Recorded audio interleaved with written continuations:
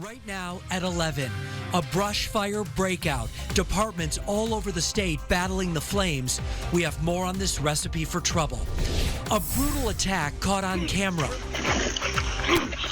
A man beaten defending his own property. Tonight, the search for suspects. Plus, playing ball to honor the fallen. The community comes together supporting the families of 2 officers who died in the line of duty. Connecticut's #1 local news. This is Channel 3 Eyewitness News. And first up right now, certainly a busy week for brush fires. Good evening, everyone, and thanks for joining us tonight. I'm Mark Zinni. Warm, dry, and windy conditions really creating a perfect storm for flames to spread and to spread quickly. There have been more than a half dozen brush fires all across the state this week alone.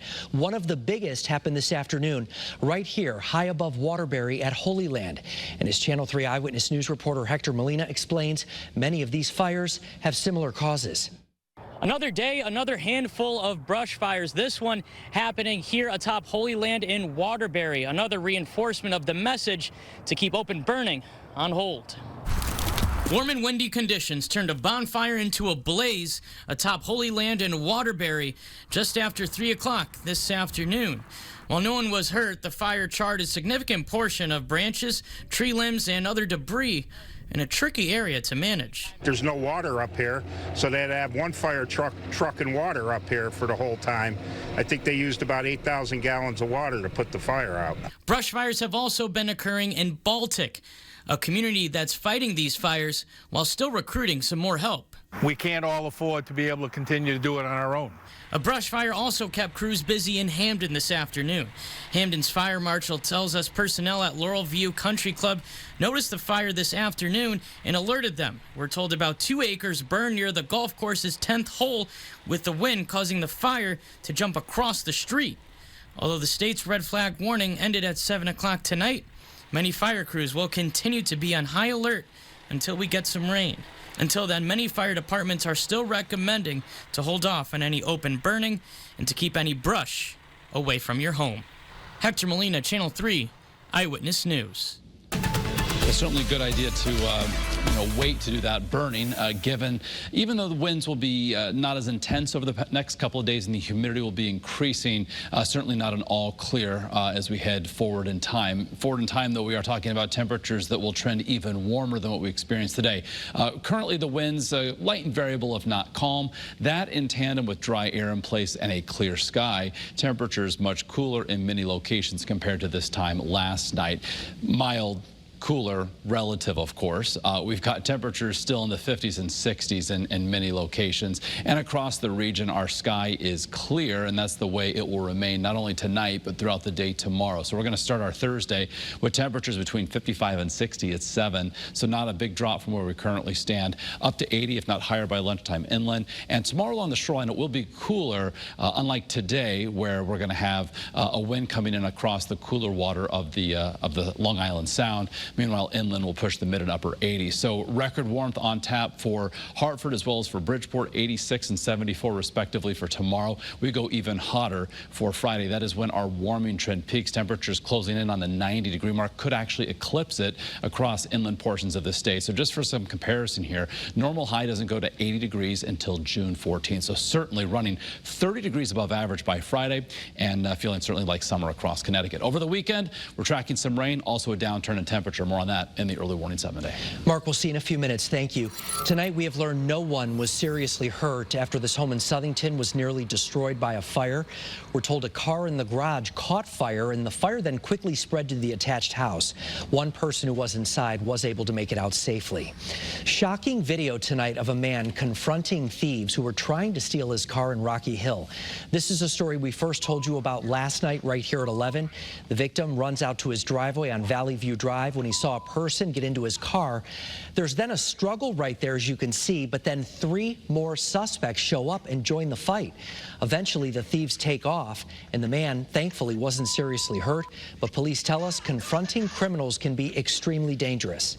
We see too many stories throughout the state and the nation of many unfortunate incidents where somebody does pull out a weapon and somebody gets seriously hurt. Now, Rocky Hill police are looking for the 4 men who appeared to leave in a black Mercedes. They don't know how old they are, but they do believe they could be juveniles. Also new for you tonight, police are putting out a warning right now after another pretty disturbing crime spree happened across Hartford and New Haven counties. Thieves are targeting pickup trucks. Berlin police released surveillance pictures of who could be responsible here. They say windows were smashed out on at least 8 trucks this week. Plainville, Southington, and Cheshire also had similar crimes. Police are warning people, as always, lock up your vehicles and never leave anything valuable inside. New for you tonight, a man who killed an innocent woman in Hartford has now learned his fate. Brandon Jones was sentenced to 45 years in prison. Police say the victim, 21-year-old Dante Davis, was hit by gunfire while she was standing with her boyfriend on Martin Street. That was back in 2005. The case went unsolved until last year when Jones and 3 others were arrested. New information right now after a small plane crashed into a neighborhood in Danbury. Tonight, we've learned the NTSB is talking with eyewitnesses and looking at air traffic communication and some other data. We first told you about this as breaking news Monday night right here at 11. At that point, we knew a man and woman walked out of the plane after it crashed with minor injuries. After clipping the roof of a home and crashing into a shed, there is still no word on what caused the crash, but a final report could take months. Right now at 11, it was exactly 6 months ago, 3 Bristol police officers were targeted in an ambush. 2 of them died. Tonight, there's another push to help the families involved through a charity baseball game. Channel 3 Eyewitness News reporter Bryant Reed was at that game tonight. And Bryant, really an incredible show of support here. Yeah, it really was, Mark. It was a great day for baseball today, as the Bristol police chief told me that he knows that his fallen officers are in heaven looking down on them today. Officer Alec Ayarado, the lone survivor in that ambush, threw out the first pitch today, and what was certainly an emotional moment. As you mentioned, it was 6 months to the day of the attack. October 12, 2022, a tragic day in the Bristol community as police officers were ambushed. Lieutenant Dustin DeMonte and Sergeant Alex Hamzy both killed, while Officer Alec Ayarado was injured but survived. 6 months later, and the events from that day are far from forgotten. You know, still a lot of sadness, a lot of hurt, a lot of pain. Dustin and Alex were incredible human beings. But Bristol Police Chief Brian Gould says it's a brighter day. Poured a lot of love and support into this community, and it's coming back, and you know, it's beautiful. Events to support the fallen officers' families have been nonstop, and that continued with today's charity baseball game. Officer Alec Ayarado's alma mater, Misericordia University, playing against Stevens Institute of Technology. Ayarado threw out the first pitch. His college coach, Pete Egbert, says when he heard the news that day in October, he was in shock, but knew they had to help. Well, when we heard the news, you get over the initial shock, and then after that, it's just trying to do whatever you can to help, and this is what we came up with. From the first pitch to the last out, all of the proceeds are being donated to the DeMonte, Hamzy, and Ayarado families. And the game-worn jerseys of Misericordia players, designed by Officer Alec Ayarado, were also auctioned off and added to the donation pot.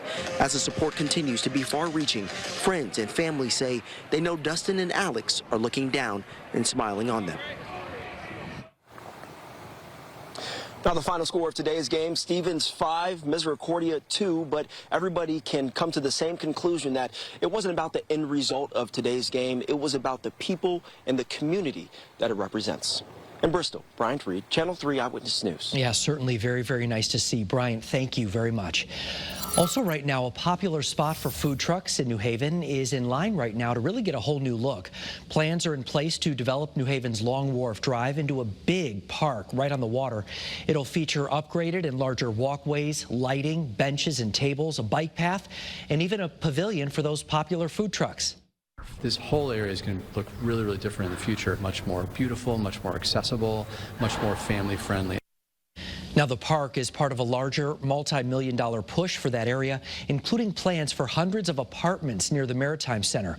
There are still a lot of details they have to iron out here, so there's no word on when the project could get underway.